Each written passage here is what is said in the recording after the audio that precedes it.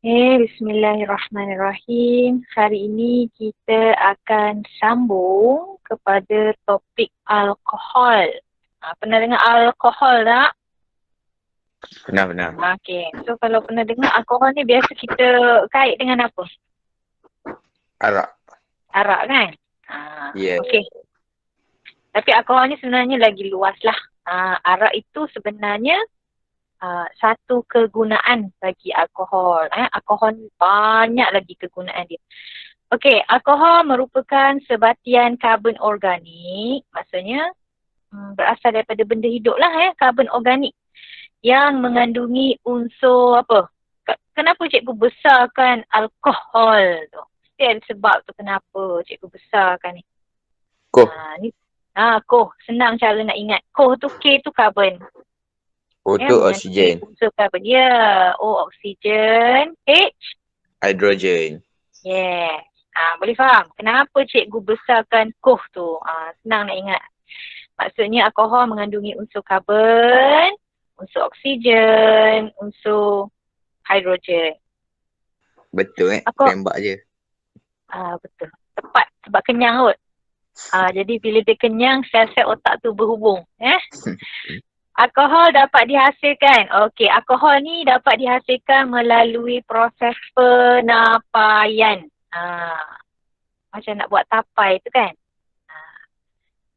Penapaian dengan menggunakan tindakan yeast. Kita akan guna yeast. Kenal tak yeast? Yeast tu yang nak buat roti tu. Kita guna yeast terhadap makanan yang mengandungi glukosa atau kanji. Glukosa atau kanji seperti gula, anggur, apple, tebu, beras, gandum, ubi dan barley. Okey. Dia ibaratnya macam ni lah. Kalau di lab, kita akan buat eksperimen. Kita buat eksperimen untuk menghasilkan alkohol. Kita akan campurkan larutan gula dengan yeast dalam ni. Contoh larutan gula yang kita boleh guna jus lobak ke, jus nenas ke, apa-apa bahan yang mengandungi glukosa. Apa-apa bahan yang mengandungi gula. Okey, larutan glukosa tambah yeast. Sampai sini boleh faham tak? Dalam bekas ni ada apa? Glukosa dan yeast. Okey. Selepas sebenarnya dalam beberapa minit kita akan dapat lihat sebenarnya air kapur yang jernih itu menjadi keruh. Air kapur yang jernih menjadi keruh. Ataupun kita boleh nampak ada gelembung-gelembung gas pada air kapur. Dengar cikgu cakap ni gelembung-gelembung gas. Gas apalah agak-agaknya tu. Gelembung-gelembung gas pada air kapur. Ini dalam beberapa minit lah, contoh 10 minit selepas kita campurkan larutan glukosa tambah yeast. Okey, selepas seminggu. Seminggu ke, cikgu ambil tempoh seminggu lah. Larutan glukosa dan yeast ni tadi melalui proses penapaian dia akan terhasil benda lain dah.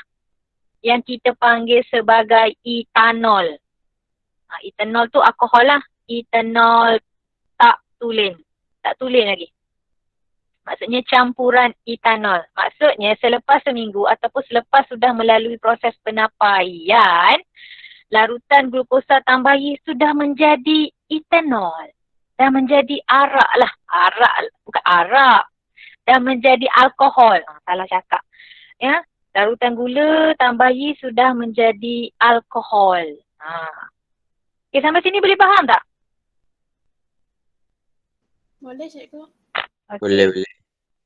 Disebabkan dia tak tulen, jadi kita kena tulenkan dia. Sebenarnya kalau kita buat dekat lab, kita lagi nampak sebenarnya benda ni dia tak jernih, dia keruh, dia berbuih-buih gitu kan. Jadi benda tu adalah campuran sebenarnya, campuran etanol. Dia tak tulen lagi. Jadi bagaimana kita nak dapatkan etanol yang tulen? Sebab etanol ni sifat dia alkohol. Etanol ni alkohol lah.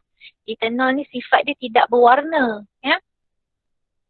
Okey, kita kena melalui proses Ingat gambar ni, ini nama dia proses penyulingan. Ya, nama proses ni adalah proses penyulingan. Dia mesti melalui proses penyulingan. Kita dah dapat ni tadi. Ni bahan ni tadi kita dah dapat, kita masukkan ke dalam kelalang kun bulat ni. Ya, kita masukkan dalam ni, kita panaskan, kita bubuh serpihan porselin. Macam serpihan seramik lah. Serpihan seramik tu tak nak bagi hasil turasan ni mendidih membuak-buak. Tahu membuak-buak?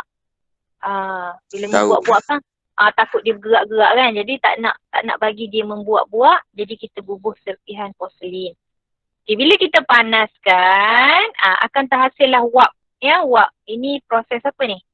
Pendidihan kan. Bila terhasil wap tersebut akan masuk ke dalam kondenser Liebig. Nama dia kondenser Liebig. Bukan Liebig penipu besar, bukan. Kondenser Liebig. Di mana dalam kondenser Liebig ni air masuk ke bawah, air keluar ke atas. Air kena masuk dan keluar untuk menyejukkan kondenser Liebig tu. Ya, air ni perlu masuk dan keluar untuk menyejukkan kondenser Liebig. Wap yang panas bila masuk dalam kondenser Liebig yang sejuk ni tadi akan menukarkan wap kepada cecair. Dalam proses ni pula berlaku proses kondensasi. Lalu terhasillah cecair etanol. Ini adalah hasil sulingan cecair etanol yang sudah ditulinkan. Okey, cikgu ulang semula. Dalam ni proses apa? Bila kita panas mendidih. Yes, pendidihan. Okey, proses ni proses apa? Apa ni? Kondensasi. Kondensasi. Di mana kondensasi, uap air bertukar menjadi cecair. Lalu terhasillah cecair etanol. Inilah dapatlah sifat dia. Inilah dia etanol tulen yang terhasil. Bermula dengan proses, kalau kita buat di lab tu, bermula dengan proses penapaian. Ini nama proses penapaian. Ini nama proses penyulingan. Ya? Dia ambil masa buat benda ni. Kalau kat lab, kita memang ambil masa seminggu lah. Ya, kita nak peram dulu, dah peram, baru kita buat proses penyulingan. Okey. Boleh sampai sini? Boleh tak? Boleh. Okey. Bila kata nak menghasilkan alkohol, bila kata proses penapaian, dia ada persamaan perkataan.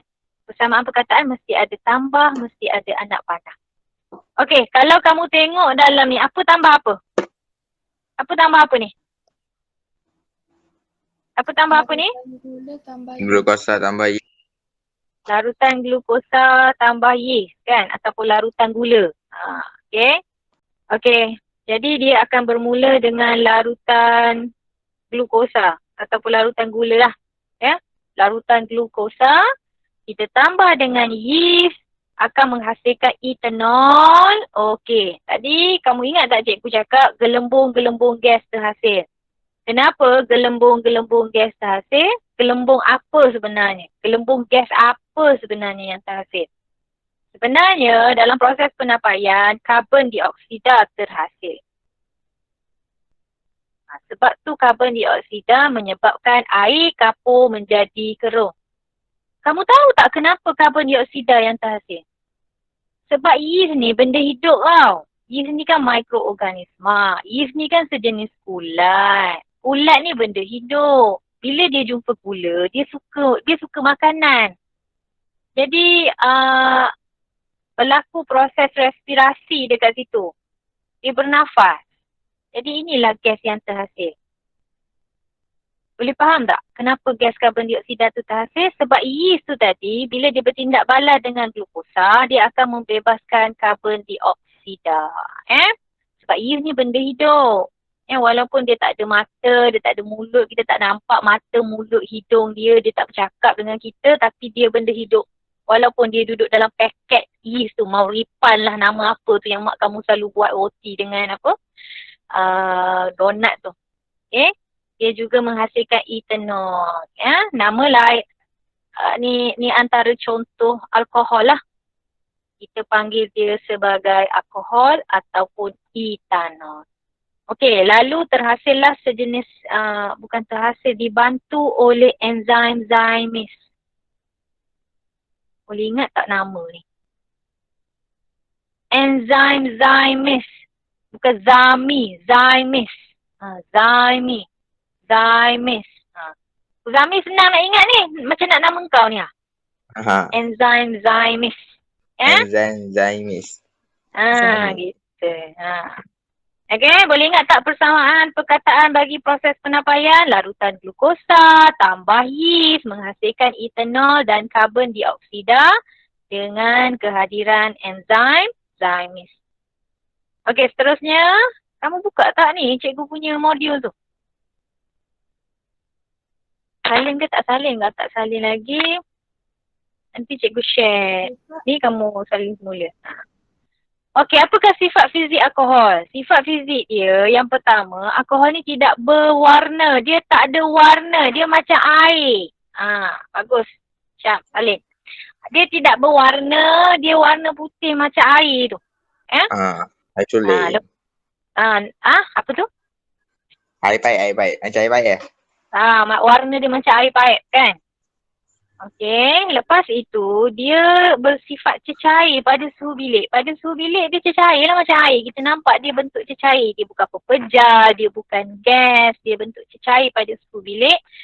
Lepas tu alkohol ni dia ada bau yang tersendiri. Dia ada bau special dia. Takat didih meningkat. Takat didih alkohol ni meningkat apabila bilangan atom karbon meningkat. Kan cikgu kata tadi dalam alkohol ada unsur karbon, oksigen, hidrogen. So sekarang ni dia kata kalau bilangan karbon ni bertambah, takat didih juga akan bertambah. Okey. Dia juga kata keterlarutan. Maksudnya alkohol ni sifat dia larut dalam air. Alkohol ni sebenarnya sifat dia larut dalam air. Tapi bila banyak sangat atom karbon, keterlarutan dalam air berkurang. Keterlarutan dalam air berkurang apabila bilangan atom karbon meningkat. Okey, tengok ni. Tengok alkohol ni. Alkohol ni K tu karbon. Karbon ni bila meningkat, ni anak panah meningkat ni. Dia akan menyebabkan takat didih pun meningkat. Keterlarutan dalam air berkurang. Ingat tak cikgu cakap tadi sifat alkohol tu sebenarnya dia larut dalam air. Bila alkohol tu kamu campur dalam air, kita dah tak nampak ada lapisan ke apa. Sebabnya dia bercampur, dia larut. Kita dah tak dapat beza dah mana satu alkohol, mana satu air bila dicampurkan. Sebab alkohol ni sifat dia larut dalam air. Okey, sifat kimia alkohol dia terbakar. Dia mudah terbakar. Bila bertindak balas dengan oksigen, dia akan menghasilkan nyalaan biru tanpa jelaga. Kamu ingat lagi tak jelaga tu apa? Ingat lagi tak cikgu cerita? Jelaga tu apa? Asap hitam kan? Bila ada asap hitam je dia akan menghasilkan jelaga. Macam diesel kan? Diesel. Kalau alkohol, dia nyalaan biru memang tak ada. Dia bersih. Bersih, tak ada asap hitam. Okay, sifat kedua dia boleh menghasilkan ester melalui proses pengesteran. Ini terms baru yang kamu, maksud cikgu, istilah-istilah baru yang kamu kenal hari ni. Pengesteran. Benda apa pengesteran ni? Pengesteran ni proses. Suatu proses yang berlaku apabila alkohol bertindak balas dengan asid organik. Ni benda barulah ni dalam hidup kamu ni. Untuk menghasilkan ester. Ester ni dia banyak guna. Nanti cikgu tunjukkan apakah kegunaan-kegunaan ester. Maksudnya sifat kimia alkohol terbakar dengan nyalaan biru. Lepas tu dia boleh menghasilkan ester. Okey, sampai sini boleh? Boleh. Boleh tak ni? Boleh. Okey, ni sifat kimia dan ini adalah sifat fizik alkohol. Okey, seterusnya kita tengok kegunaan dia.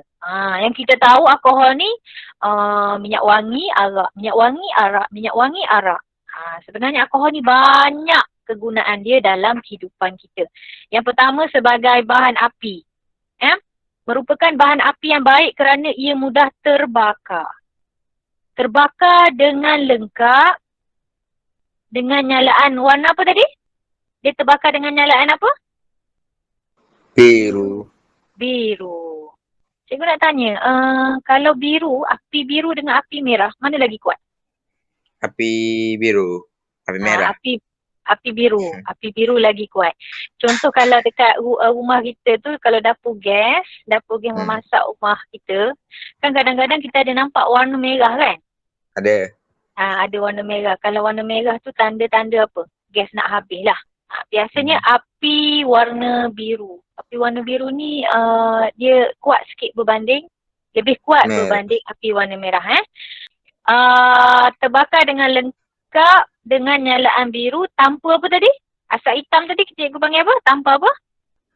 Tanpa Jelaga.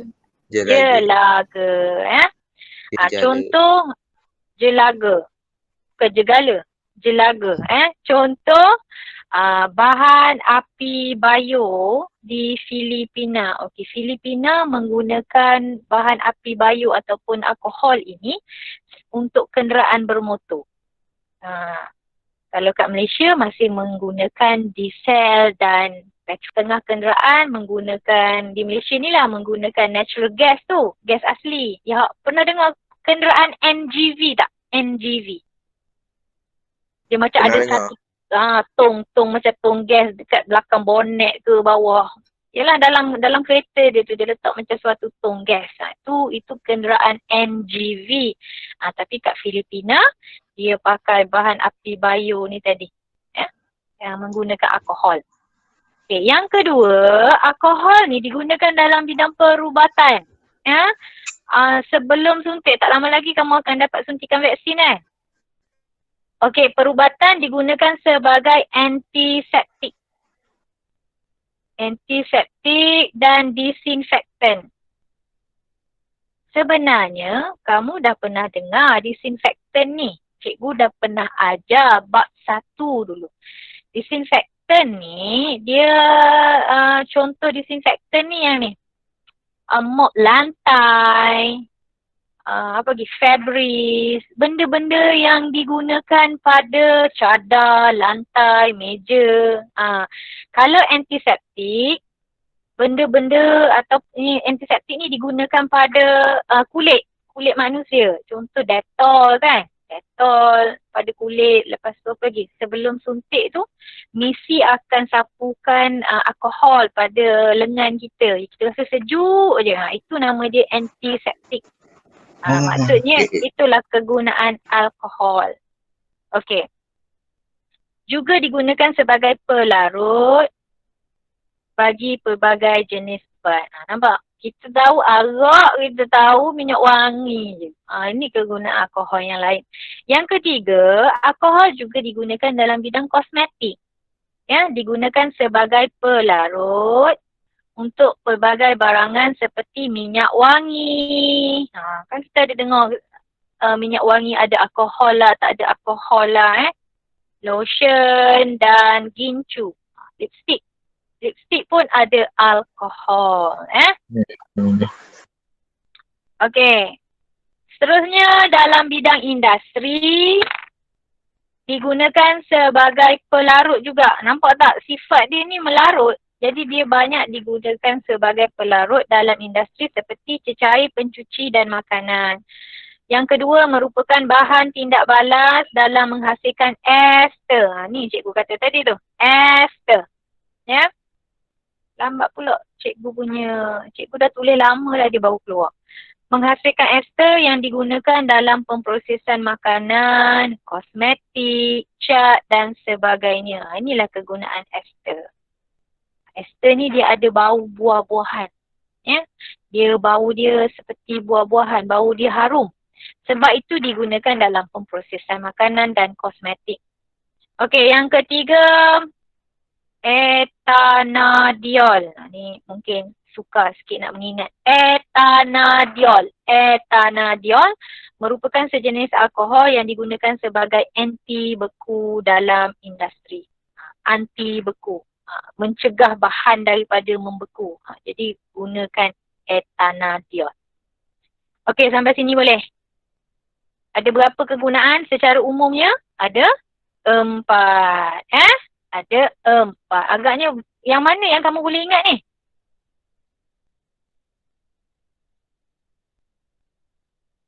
Oh, dia pula. Ali Hakimi? Nombor 3. Nombor 3 je. Kosmetik je. Dan Ya. boleh ingat perubatan. Perubatan, antiseptik, boleh ingat bahan api bio. Ya. Okey, last sekali kita lihat kepada kesan. Dia ada baik dan ada buruk dia. Buruk dia jika pengambilan alkohol tu secara berlebihan. Biasanya pengambilan alkohol ni maksudnya apa? Minum tu lah. Minum arak tu lah. Minum wine. Minum wine, apa lagi? Apa lagi? Contoh-contoh arak selain daripada wine. Tahu? Alih tahu. Ni tahu. Okey. Cikgu. Okey, tak apa.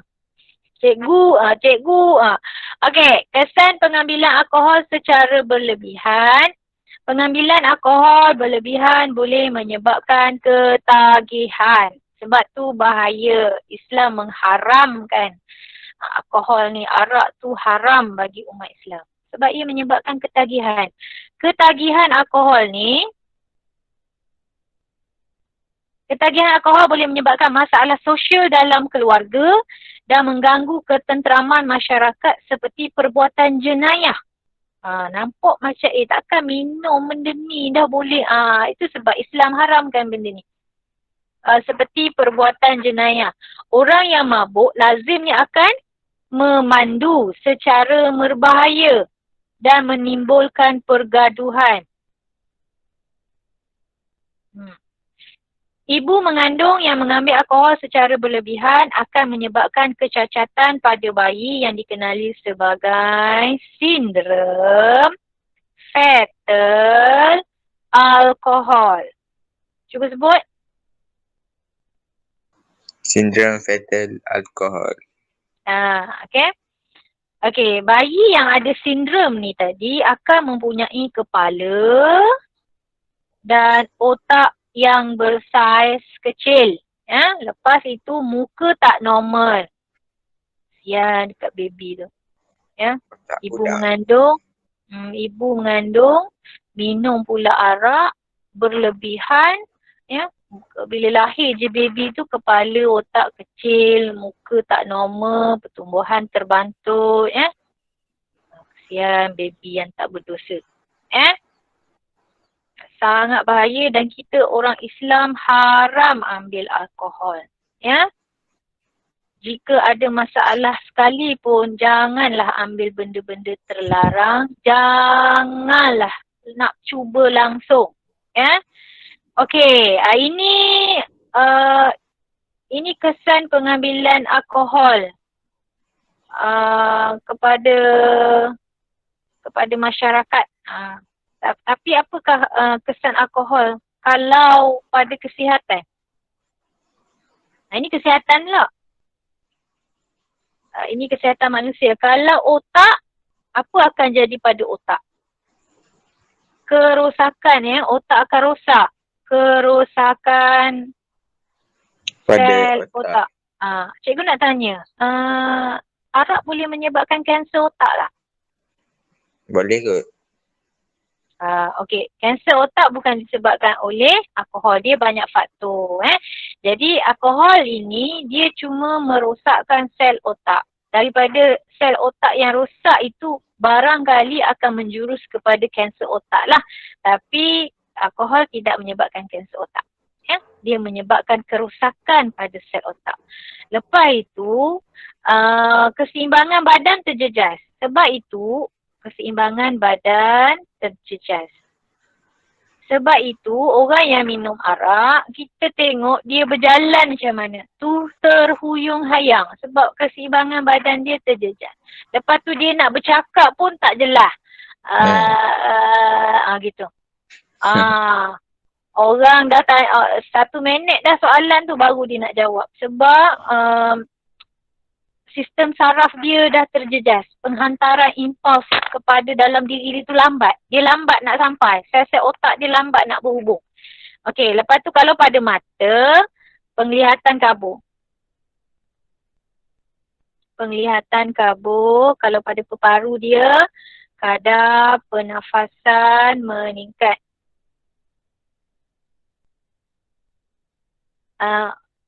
Anak panah tu maksudnya meningkat lah. Cikgu short formkan saja. Kalau pada jantung, kadar denyutan jantung juga meningkat. Kalau pada perut dia, akhirnya perut dia akan dapat ulcer. Ulcer ni macam luka lah, luka pada dinding perut tu. Okey, hati. Hati rosak kerosakan hati. Sirosis hati. Sirosis ni radang hati lah. Kanser hati. Dia boleh menyebabkan kanser hati. Okay, ginjal. Ginjal boleh menyebabkan kerosakan buah pinggang.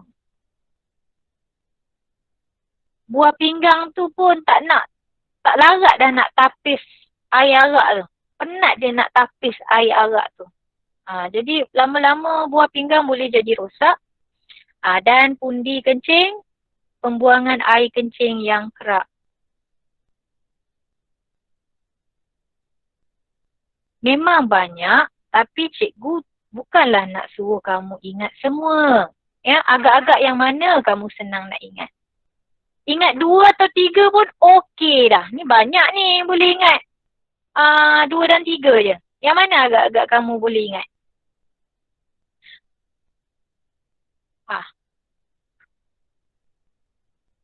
Hati. Kanser hati boleh? Boleh ingat kanser hati? Boleh. Kerosakan sel otak. Penglihatan kabur. Sebab tu bawa kereta. Ada hati mabuk bawa kereta lepas tu langgar orang. Tu sebab bahayanya. Okey, habis dah. Itu sahaja yang kamu belajar pada hari ini. Okey? Jadi itu sahaja untuk hari ini. Kita jumpa esok insya-Allah. Sekian, terima kasih. Bye. Bye. Terima kasih cikgu. Sama. Terima kasih Okey. juga. Okey.